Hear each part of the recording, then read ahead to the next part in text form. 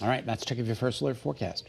Okay, we got to take a little sharp turn here. Yeah. This is disturbing. Did you know that every 52 minutes, that's less than an hour, someone dies as a direct result of an eating disorder? This week marks National Eating Disorders Awareness Week. Before she left for vacation, Nicole got the chance to have an important conversation with the CEO and founder of the National Alliance for Eating Disorders. So we wanted to show you just part of that longer conversation, which is also the newest episode of Nicole's podcast, Mommyhood Unscripted. Check it out. And when you look at what causes an eating disorder, I think one of the things that I wish to share so much with individuals is that eating disorders are not a disorder of choice or vanity. These are serious mental health disorders.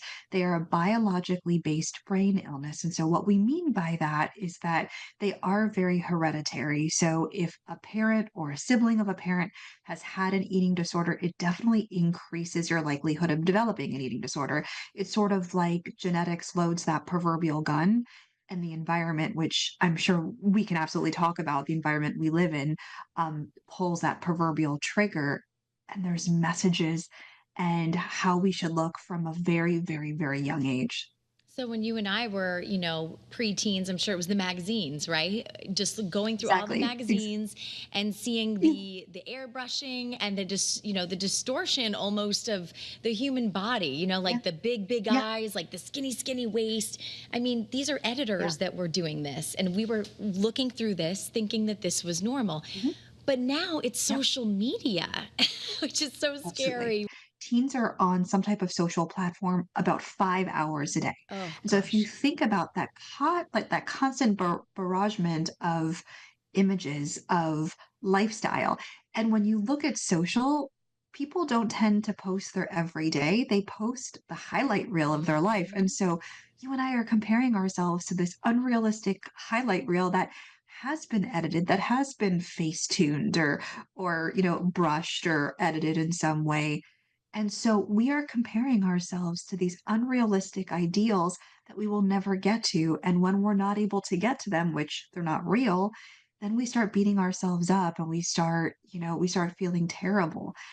And that's not even bringing in bullying or body shaming, which happens all the time on social platforms. I think that to a certain extent, we all have kind of a view, right, of like what we really want to look like. Absolutely. But at what point does it become, like a disorder? Yeah, I think what I typically or how I differentiate like disordered eating, which I think that many, many individuals do, right? Like the majority of humans in our country, in our world, have definitely engaged in dieting or perhaps maybe unhealthy relationships with food. When it becomes an eating disorder is when you can no longer function and do life effectively.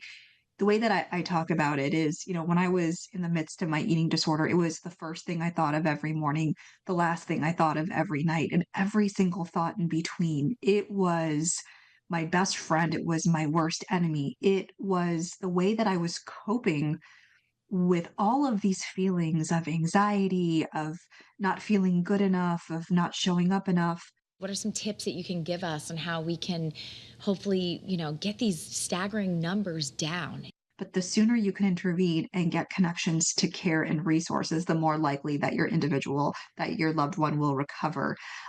When you are speaking with them, lead with care, lead with compassion, lead with I statements.